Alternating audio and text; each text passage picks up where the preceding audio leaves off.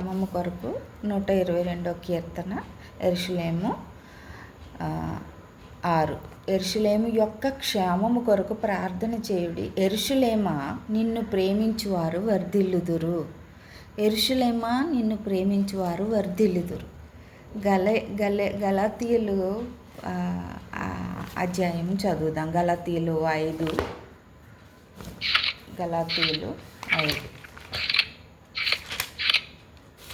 యెరూషలేంని ఎందుకు ప్రేమించాలి? ఆ యెరూషలేంలోని దేవుడు పుట్టాడు, ఓకే, అలాగని ప్రేమించడమా? లేకపోతే ఎందుకు, అందులోని మర్మం ఏంటి అసలు అని ఆలోచించినప్పుడు అక్కడ యెరూషలేము నీ తల్లి అని ఉంటుంది ఒక వాక్యం. ఎక్కడంటే 4వ అధ్యాయంలోని, మీకు 4వ అధ్యాయం 26వ వచనం. అయితే పైనున్న యెరూషలేము స్వతంత్రముగా ఉన్నది, అది మనకు తల్లి. సో ఇక్కడ చూసినప్పుడు మనం విశ్వాసం ద్వారా, అంటే మనకి లా ఉన్నది, లా వలన మనం విశ్వాసం ద్వారా మనం లా వలన మనం బందీలైపోవడానికి కాదు లా ఇచ్చాడు దేవుడు. మన యొక్క మన యొక్క ఆ యొక్క తప్పు ఏంటి అని తెలుసుకుంటానికే తప్ప ఈ లా, కానీ అందులోంచి విడదీసేది విశ్వాసమే. అదే కదా వాక్యంలో ఏం సెలవిస్తుందంటే ఇక్కడ ఏదది 2 కవనెంట్స్ ఉన్నాయి. ఒకటి ఏంటంటే అబ్రహాము విశ్వాసం వలన, మరి దేవుని కుమారుడిగా మనం అవుతున్నామంటే విశ్వాసం ద్వారానే. మనం ఎలా రక్షించబడ్డాం? విశ్వాసం ద్వారానే. మరి అదే మరి లా ద్వారా అంటే లా ఏమంటారు? నిబంధన. లా అంటే నిబంధనేనా? తెలుగులో ఏమంటారు? ధర్మశాస్త్రం వలన మనం అయితే బందీలైపోతాం.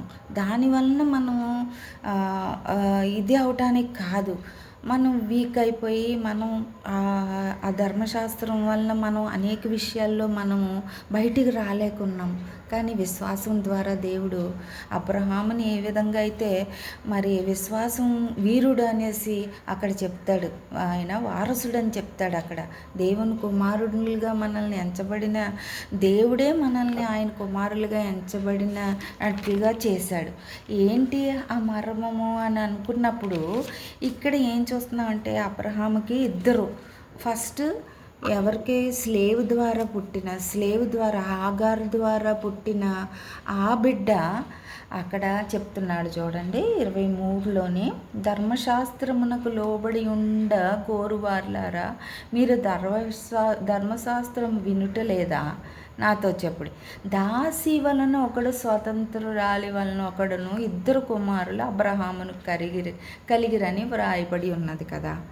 మనకు ఆల్రెడీ తెలుసు, దాసి ద్వారా మరి హాగరే, మరి ఎవరు సారాయే పంపించింది. హాగర్ని పంపించి నువ్వు కనాని తన ఇష్టం ద్వారానే పంపించింది. ఎందుకంటే పిల్లలంటే ఆమెకి లేరు, తనకి ఒక నిరీక్షణ లేదు, పిల్లలు పుడతారనే ఇది లేదు. అందుకనే సర్వెంట్ని పంపించింది. ఆ దాసి ద్వారా పుట్టిన, హాగర్ ద్వారా పుట్టిన బిడ్డయే ఎవరు? హాగర్ ద్వారా పుట్టిన బిడ్డలు ఎవరు? ఇష్మాయేల్. అయితే ఇక్కడ హాగర్ కాకుండా ఇంకోటి ఏంటి అంటున్నాడు అక్కడ, మరి ప్రామిస్ ద్వారా దేవుడు వాగ్దానం ఇచ్చాడు, విశ్వసించిన అబ్రహాము విశ్వాస వీరుడు కదా. నా దేవుడు నాకు కుమారుని ఇస్తానని అన్నప్పుడు కూడా ఆ మౌంటైన్ మీదకి వెళ్ళినప్పుడు బలిగా ఇచ్చినప్పుడు కూడా ఏం చెప్పాడు? నేను తిరిగి వస్తానని చెప్పాడు. నా కుమారునితోటి నేను తిరిగి వస్తాను, ఎందుకంటే నాకు దేవుడు ఇచ్చాడని ఆయన ఏం తీసేసుకోడు, ఆయన నాకు ఇస్తాడని విశ్వాసం ఆయనకు ఉన్నది. అప్పుడు ఆ విశ్వాసం ద్వారా, అదేంటి, ప్రామిస్ అంటే వాగ్దానం ద్వారా మనం ఏదైతే మన వాగ్దానం ద్వారా క్లెయిమ్ చేస్తున్నామో, మనం ఏదైతే ఈ ఒక్క వాగ్దానాలు ఇచ్చిన, బైబిల్లో ఇచ్చిన వాగ్దానాలు అన్నీ కూడా మనం ఏదైతే విశ్వసించి మనం అది ఏంటది నమ్ముతున్నామో, దాని ద్వారా మనకేం పుడుతుంది? దాని ద్వారా మనకి వీఆర్ నాట్ బ్యారన్ అంటే మనము ఏమంటాము, బ్యారన్ అంటే గొడ్రాలు. గొడ్రాలు కాకుండా ఉన్నాము. ఆమె గొడ్రాలుగా ఉన్నది, కానీ దేవుడు ఆమెకి ఇచ్చిన వాగ్దానం ద్వారా పుట్టిన తర్వాత ఆమె గొడ్రాలు లాగా లేనే లేదు. ఒక్క ఇస్సాకుని తను జన్మనిచ్చిన తర్వాత దేవుడు ఏమని చెప్పాడంటే, అనేక రాజులు నీ నుంచి పుడతారని చెప్పాడు. అనేకులకి నువ్వు తల్లిగా అవుతావు అన్నాడు. అంటే తన గర్భం దాల్చిందా? ఒక ఇస్సాకు పుట్టాడు, కానీ ఇస్సాకు ద్వారా యాకోబు పుట్టాడు. యాకోబు ద్వారా మరి ఆ 12 జాతులు పుట్టాయి.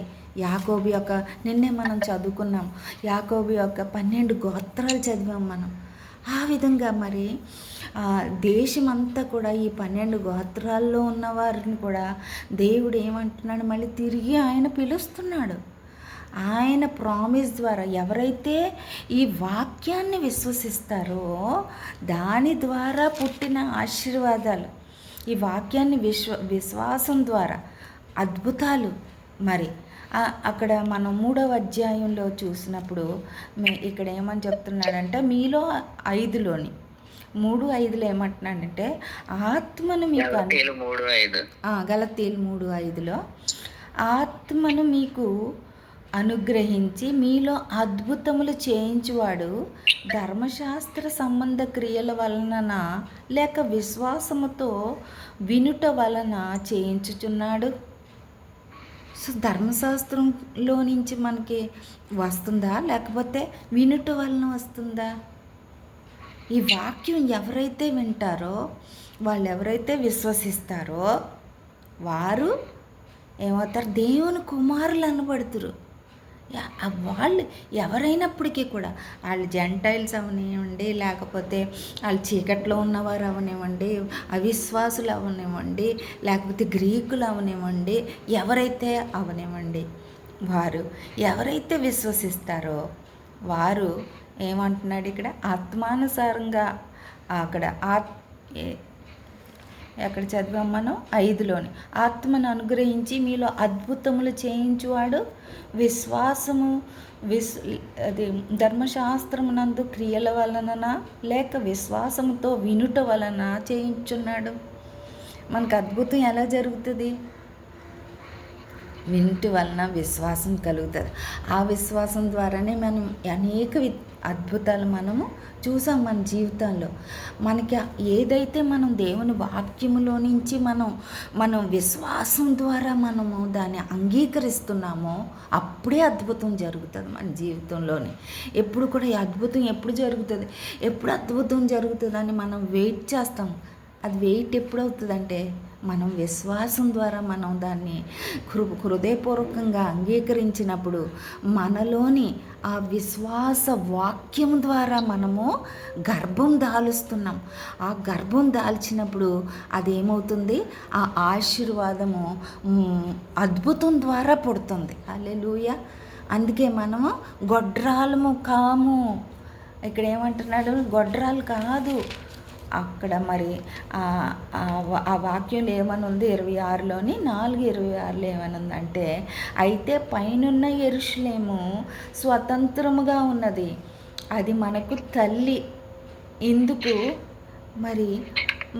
ఇందుకు కనని గొడ్రాల సంతోషించుము. అయ్యో మనకి అద్భుతం జరగలేదా? అయ్యో మనకి బిడ్డలు కనలేదంటే ఏంటి? మనం వాక్యం ద్వారా మనం ఇంకా దాన్ని అద్భుతం చూడలేదు. వాక్యం ద్వారా మనం అద్భుతం చూడాలి అని అంటే విశ్వాసం ద్వారా పుడుతుంది. హల్లెలూయా. ఆ విశ్వాసం ఏం చేస్తుంది, మనల్ని కనేటట్టు చేస్తుంది. గొడ్రాల్లాగా ఉంచదు మనల్ని తల్లిగా చేస్తుంది. హల్లెలూయా. ఈమె విశ్వాసానికి తల్లిగా ఉన్నది. ఎవరు? సారా. అనేక రోజులు ఆమె గొడ్రాలుగా ఉంది, బిడ్డలు లేకుండా. అంటే ఆమెలో అవిశ్వాసం ఉన్నదా? మనం ఆలోచించినప్పుడు ఆమెలో అవిశ్వాసం ఉండబట్టి వెళ్ళి హాగర్ని పంపించిందా?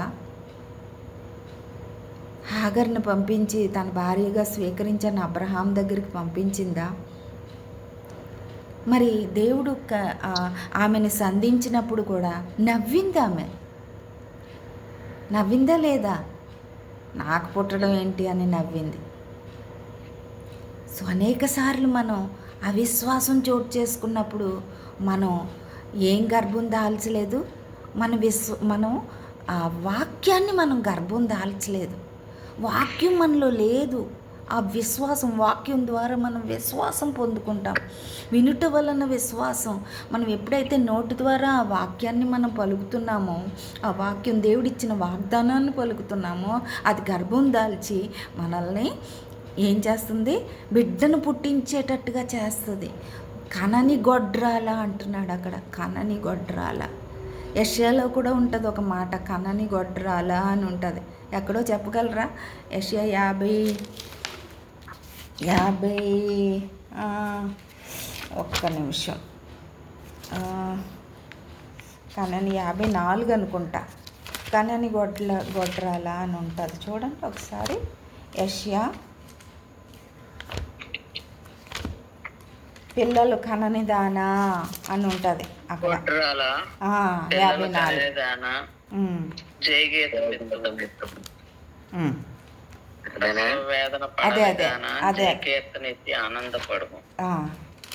ఎప్పుడు సంసారి పిల్లల కంటే విడవబడిన దానా పిల్లలు విస్తారమగునని యెహోవా సెలవిచ్చుచున్నాడు. 54లో ఉంటుంది ఒకట్లా. హల్లెలూయా. ఏమంటున్నాడు? గొడ్రాల పిల్లలు కనందానా జయగీతం ఎత్తుము అంటే మనం విశ్వాసం ద్వారా జయగీతం ఎత్తాలి. ఎత్తినప్పుడు ఏమవుతుంది? మనము అనేకులకి అంటున్నాడు ఇక్కడ, ప్రసవ వేదన పడనిదానా. ఆత్మల కోసం మనకి ప్రసవ వేదన లేదు. ఆత్మలు అనేక మంది బిడ్డలు ఎలాగయ్యారు తనకి? ఆమె ఎవరు సారాని ఏమన్నాడు? నేషన్స్కి తల్లి అన్నాడు, జాతులకి తల్లి అని అన్నాడు కదా. జాతులకి తల్లి ఎలాగయ్యింది తను? విశ్వాసం ద్వారానే. హల్లెలూయా.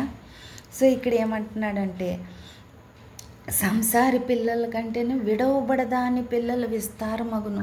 విశ్వాసము ద్వారా మనము వాక్యాన్ని మనము ఎప్పుడైతే గర్భం దాలుస్తామో, అది యెహోవా ఇచ్చిన వాగ్దానం. ఇది అబ్రహాం ఏం చేశాడు? ఇది దేవుడు నాకు ఇచ్చిన వాగ్దానం, దీని ద్వారా నేను విశ్వాసం ద్వారా ఉన్నప్పుడు అది ఎన్ని రోజులైంది? 100 సంవత్సరాలు, 100 సంవత్సరాల్లో బిడ్డను కంటూ ఏమన్నా సులభమైన విషయమా? ఎవరైనా నమ్ముతారా? అది నమ్మలేరు. మనం ఈరోజు మనం వాగ్దానాలను పట్టుకొని మనం ప్రార్థన చేస్తున్నామంటే, అరే ఈరోజు అవ్వలేదని మనము భయపడక్కర్లేదు. ఈ ప్రసవ వేదన మనం పడుతున్నామంటే బిడ్డల కోసం, మన బిడ్డల కోసమే కాదు, దేవుని భారం కలిగి మనము యెరూషలేము కోసం ప్రార్థించమన్నాడు. ఎక్కడి నుంచి పుట్టింది యెరూషలేము? అక్కడ చూసినప్పుడు ఈ యెరూషలేము గురించి చదివినప్పుడు అక్కడే ఆ పైన 25లో ఈ హాగరు అన్నది అరేబియా దేశములో ఉన్న షీనాయి కొండయే. ప్రస్తుతమందున్న యెరూషలేము దాని పిల్లలతో కూడా దాస్యమందున్నది కనుక ఆ నిబంధన దానికి దీటై ఉన్నది. అయితే పైనున్న యెరూషలేము స్వతంత్రముగా ఉన్నది, అది మనకు తల్లి. ఇక్కడ 2 ప్రామిసెస్ మాట.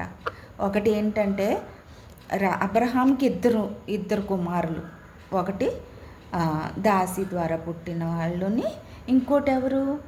ఫ్రీగా అంటే ఇక్కడ దాసి వలన ఒకటి, స్వతంత్రురాలి వలన పుట్టిన మరి ఇంకొకరు, అది సారాయ్. సో స్వతంత్రురాలుగా పుట్టిన స్వతంత్రం అక్కడొచ్చింది. బంధించబడిపోయిన అన్ని సంవత్సరాలకి స్వతంత్రం ఎప్పుడొచ్చింది? దేవుడు అనుగ్రహిస్తేనే వచ్చింది. సో అక్కడ మనం చూసినప్పుడు ఇవేమో మనకి ఏంటివి? ప్రామిస్ ద్వారా పుట్టిన ఆమె యొక్క గర్భము నుండి ఒక ప్రామిస్ మనకి 100 సంవత్సరాలు అంటే అసాధ్యమైనది అసాధ్యంగా కనిపించేది పాసిబుల్ అవుతుంది అనే విశ్వాసం. ఆమెన్. అది ఏం చేస్తుంది? అది గర్భం దాలుస్తుంది. అక్కడ 2 ఉన్నాయి అంటున్నాడు. ఒకటి స్లేవరీ, ఇంకోటి ఏంటి? ప్రెజెంట్ జెరూసలేం అంటున్నాడు. అక్కడ ప్రెజెంట్ జెరూసలేం. హాగర్ ఏమో షీనాయి కొండ, ప్రస్తుతం యెరూషలేము ఎవరు? సారాయిని చూపిస్తున్నాడు. అంటే అసాధ్యాలని సుసాధ్యాలు పరిచే ఆయన యొక్క వాగ్దానమే మనకి ఏంటంటున్నాడు? యెరూషలేము. అందుకే యెరూషలేం కోసం ప్రార్థన చేయమంటున్నాడు. మన వాగ్దానాల కోసం ప్రార్థన చేయాలి. మన వాగ్దానాలు మనల్ని విశ్వాసం ద్వారా మనల్ని తీసుకొచ్చి ఏం చేస్తుంది? స్వతంత్రులుగా చేస్తుంది. వాగ్దానమే మనల్ని స్వతంత్రులుగా చేస్తుంది. హల్లెలూయా! విశ్వాసము ద్వారా. ఇది యెరూషలేము. అందుకే యెరూషలేం కోసం ప్రార్థన చేయమంటున్నాడు. 122 కీర్తన. ఎందుకు మనం ఊరికే అనుకుంటున్నాము యెరూషలేం కోసం ప్రార్థన? నిజమైన యెరూషలేం కోసం ప్రార్థిస్తున్నాం. కానీ దీనిలో ఉన్న గూఢార్థం నాకు ఉదయకాలంలో ప్రభు నాకు అది బయలుపరిచాడు. నాకు అర్థం కాలేదు అసలు. అనేక దినాలు యెరూషలేం గురించి ప్రార్థన చేస్తున్నాం. యెరూషలేంకు దాన్ని ప్రొటెక్ట్ చేయమని అడుగుతున్నాం. ఏంటంటే వాగ్దానాలని మనం ప్రొటెక్ట్ చేసుకోవాలి. దేవుడిచ్చిన వాగ్దానం విశ్వాసం ద్వారా ప్రొటెక్ట్ చేసుకోవాలి. మనలో అన్బిలీఫ్ ఉండకూడదు. మనలో అవిశ్వాసం రాకూడదు. ఏంటి ఇన్ని రోజులు అయిపోయింది ఇంకా అవ్వలేదని సారాయి మరి 100 సంవత్సరాల వరకు అబ్రహాము వేచి ఉన్నాడు కదా. మనలో అవిశ్వాసం రాకూడదు. అది ఎన్ని రోజులకైనా అది అవుతుంది అనే విశ్వాసంతో మరి విశ్వాస యాత్ర మనం చూసినప్పుడు హెబ్రీయులు 11లోని అనేక మంది ప్రార్థన చేశారు, కానీ వాళ్ళు వెళ్ళిపోయారు. కానీ ఆ విశ్వాసంతో చేసిన ప్రార్థన వారి యొక్క తరాలకి అది కాపుదలగా ఉన్నది. సారాయి తల్లిగా ఈరోజు వరకు మనం మాట్లాడుతున్నాం. సారా గురించి మాట్లాడుతున్నామంటే ఎందుకు? తనని తల్లిగా చేసి దేవుడు వాగ్దానం ఇచ్చాడు. అది ఈరోజు వరకు నెరవేర్చబడుతుంది. నీకు నాకు ఇచ్చిన వాగ్దానం ఏమన్నాడు దేవుడు? అబ్రహాంకి ఇచ్చిన ఆ వాగ్దానాలు ఎన్నోది? ఆదికాండం 12, 1, 2, 3 చూసినప్పుడు అది ఒక బ్యూటిఫుల్ ప్రామిసెస్. యాక్చువల్గా ఆ వాగ్దానాలు చూసినప్పుడు మనం ఆ యొక్క వాగ్దానాలు ఒకసారి చదువుదాం. అది చాలా పవర్ఫుల్గా ఉంటుంది. నేను నిన్ను దీవించి ఆశీర్వదించి, అక్కడ ఎలా ఉన్నది ఆ వాగ్దానాలు చూసినప్పుడు మనం ఆదికాండం 12, 1, 2 అధ్యాయాలు చూస్తే అవి ఒకసారి మనం చదువుకున్నప్పుడు మరి ఒకసారి మనకి మనలోని ఆ యొక్క బలమైన ఆ ఆశీర్వాదాలు ఇది మనము ఆ జెనసిస్ చదువుతారా? యెహోవా నీవు లేచి నీ దేశం నుండి నీ బంధువుల యొద్ద నుండి నీ తండ్రి యొద్ద నుండి బయలుదేరి నేను నీకు చూపించే దేశంలోకి వెళ్ళుము. నిన్ను గొప్ప జనముగా చేసి నేను ఆశీర్వదించి నీ నామమును గొప్ప చేయుదును.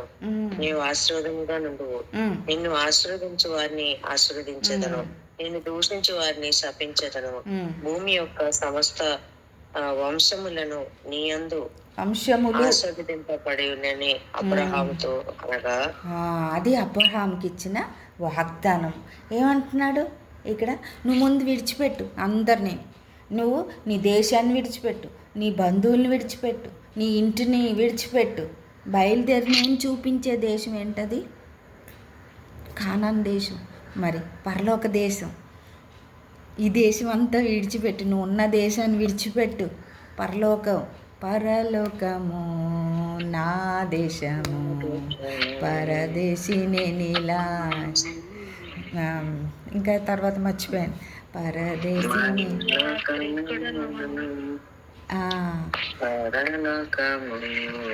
నా దేశము, పరదేశిని నీలా. మాయలోకమే గదా యాత్రికుడను. హల్లెలూయా. సో మరి ఆ దేశం మాట మనం, పరలోకం మన దేశం. రా, నువ్వన్నీ విడిచిపెట్టి పరలోకం మన దేశం రా, నీకు చూపిస్తాను నేనుండే స్థలం దేవుడు అంత గొప్ప వాగ్దానం దేవుడు ఇచ్చాడు అబ్రహాముకి. ఇది నాకే కొత్తగా ఉంది. అయితే నువ్వు అందరిని విడిచిపెట్టు, నీ బంధువులను ఎంత బంధుత్వం మనకి లోకంలో ఉందంటే మన పిల్లల్ని విడిచిపెట్టలేము, మన భర్తల్ని విడిచిపెట్టలేము, మరి మనకున్న ఆస్తుల్ని విడిచిపెట్టలేము, మనకున్న ఆహారాన్ని విడిచిపెట్టలేము, మనకున్న ఇష్టాలను విడిచిపెట్టలేము, మరి మనకున్న ప్రతీదీ కూడా ఈ లోక సంబంధమైనది విడిచిపెట్టడం ఎంతో కష్టం. కానీ అబ్రహాం ఏం చేశాడు? ఆఖరికి అబ్రహాం టెస్ట్ వచ్చింది తన సొంత కుమారుని విడిచిపెట్టడానికి. విడిచిపెట్టాడా లేదా? నాకు తెలియదు ప్రభా, నువ్వు ఇస్తావని అన్నాడు. అక్కడ వధకు తెచ్చిన గొర్రె పిల్ల ఎలాగ దేవుడు ఆయన ఎలా సమర్పించుకున్నాడో అదే విధంగా అక్కడ కూడా గొర్రె పిల్లలాగా ఆయన యొక్క కుమారు ఇస్సాకుని అక్కడ బలిగా పెట్టేశాడు. సొంత కుమారుని కూడా ఇచ్చేయడానికి రెడీగా ఉన్నాడు. నువ్వు నేను ఉన్నామా రెడీగా? ఎప్పుడైతే మనం ఉంటామో అలాగా ఇక్కడ ఏమంటున్నాడు?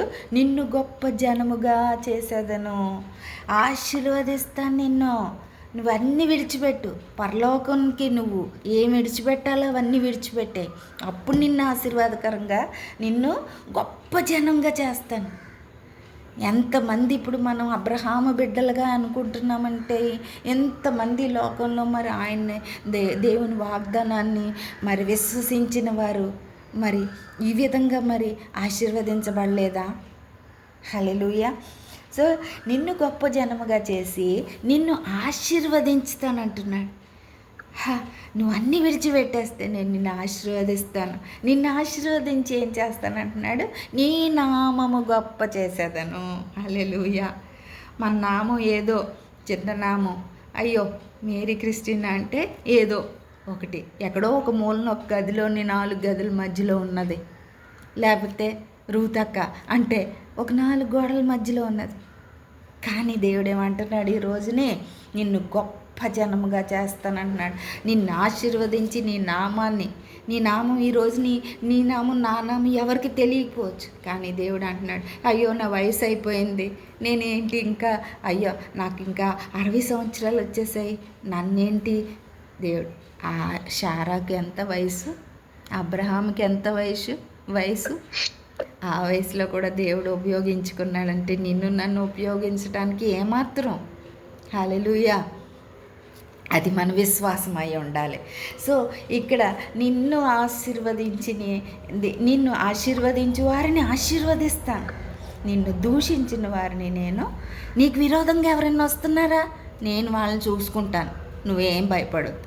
నిన్ను దూషిస్తున్నారా వాళ్ళని నేను చూసుకుంటాను, వాళ్ళని నేను దూషిస్తాను, నువ్వు భయపడక, నేను చెప్పింది నువ్వు చేయి, నువ్వు విశ్వాసం ద్వారా చేయి అని చెప్తున్నాడు. అప్పుడు ఏమంటున్నాడు? నిన్ను భూమి యొక్క సమస్త వంశములు నీ అంద ఆశీర్వాదం. సమస్త వంశములు, భూమిలో ఉన్న సమస్త వంశం, ఎన్నెన్ని వంశాలు ఉన్నాయో అందరూ కూడా నిన్ను నన్ను ఆ విధంగా ఆశీర్వదించాలని చూస్తున్నాడు దేవుడు. ఆయన వాగ్దానాలను మనం గర్భం దాల్చుదాం, ఆయన వాగ్దానాలను పట్టుకుందాం, ఆయన చెప్పిన మాటను మనం విశ్వసించినప్పుడు భూమి మీద సమస్త వంశాలకి మనల్ని ఆశీర్వాదకరంగా మార్చుతానని దేవుడు మనకు వాగ్దానం ఇస్తున్నాడు. మనం విశ్వసించిన వారికి సమస్తము సాధ్యమే. హల్లెలూయా. విశ్వసించువాడు కలవరపడడు. ఆమేన్. కలవరపడుతున్నామా ఈరోజు? నో. నువ్వు విశ్వసిస్తే నువ్వు కలవరపడవు. ఆమేన్. సో ఆయన ఏమంటున్నాడు ఇక్కడ? నిన్ను దూషించి వారిని నేను దూషిస్తాను, నువ్వు భయపడద్దు, నువ్వు ముందుకెళ్ళు. నీ గురించి ఎవరేమనుకుంటా అనుకొని, నువ్వు 100 సంవత్సరాల్లో పిల్లలు పుడుతున్నారని ఏమన్నా అనుకుంటారా? అనుకొని నువ్వేం బాధపడొద్దు. ఇంకా నీ పిల్లలు ఆశీర్వదించబడలేదని నిన్ను అంటున్నారా? అవి లేకపోతే నీ పిల్లలు సాక్షిగా లేరని అంటున్నారా? పర్వాలేదు, నా దేవుడు చెప్పిన వాగ్దానం చెప్పిన నేను ముందుకు వెళ్తానని మనం విశ్వసించినప్పుడు ఆ ప్రకారంగా ఏమంటున్నాడు దేవుడు? నిన్ను ఆశీర్వదిస్తాను. అన్ని వాగ్దానాలు మనల్ని ఆశీర్వదించడానికి. ఆమేన్. సో యెరూషలేముని మనము తల్లిగా, ఆ సారా తల్లిగా ఎందుకు అనబడింది? అన్ని రోజులు పిల్లలు లేకపోయినా వాగ్దానం ద్వారా, విశ్వసించడం ద్వారా, విశ్వాసమే నిన్ను ముందుకు తీసుకెళ్తుంది. ఈ విశ్వాస యాత్రలోని శక్తి చేత కాదు, బలము చేత కాదు, ఆత్మ ద్వారా దీన్ని చేయాలి. సో ఆయన అందుకే ఆత్మ ద్వారా ఆయన బిడ్డలుగా మనం స్వీకరించబడ్డాము కాబట్టి ఆయన మనల్ని ఏమంటున్నాడు ఇక్కడ, యెరూషలేము కోసం ప్రార్థన చేయమంటున్నాడు. ఈ వాగ్దానాలు నెరవేరబడాలంటే యెరూషలేము తల్లి ఎవరమ్మా? నీకు నాకు దేవుడు తల్లిగా ఉన్నాడు. ఆయన ఇచ్చిన మాటలు మనం ప్రార్థన చేయాలి. యెరూషలేము కోసం ప్రార్థన చేయాలి. నీ ప్రాకారాల చుట్టూ ఈ వాగ్దానాలు నెరవేర్చబడాలంటే మనకి మనం ప్రొటెక్షన్ కోసం, దేవా ఈ వాగ్దానాలు నెరవేర్చడానికి నాయన నువ్వు కాపుదలి ప్రభువా, నువ్వు కాపాడు ప్రభువా, ఈ యొక్క వాగ్దానాలు నెరవేరడంలో వాళ్ళ విశ్వాసంలో మమ్మల్ని కాపాడు ప్రభువా అని మనం ప్రార్థన చేయాలి. సో ఈరోజు నీకు నాకు ఇచ్చిన ఈ వాగ్దానం, అబ్రహాంకి ఇచ్చిన వాగ్దానము, సారాయికి ఇచ్చిన వాగ్దానము, యెరూషలేము తల్లి అంటే యెరూషలేము కోసం ప్రార్థన చేయాలి, వాగ్దానం కోసం ప్రార్థన చేయాలి. వాగ్దానం నెరవేర్చడానికి, విశ్వాసం మనలో ఉండడానికి, ఆ విశ్వాసాన్ని కాపాడుకుంటానికి, ముందు కొనసాగటానికి, ఆ విశ్వాసం గర్భం దాల్చి మనకి ఆ వాగ్దానం గర్భం దాల్చి విశ్వాసం ద్వారా మనం అనేకులకి తల్లిగా, అనేక ఆత్మలకి ఒక తల్లిగా, అనేకులకి ఆశీర్వాదకరంగా ప్రభు నిన్ను నన్ను దీవించి ఆశీర్వదించునుగాక. Amen. God bless you all. Thank you.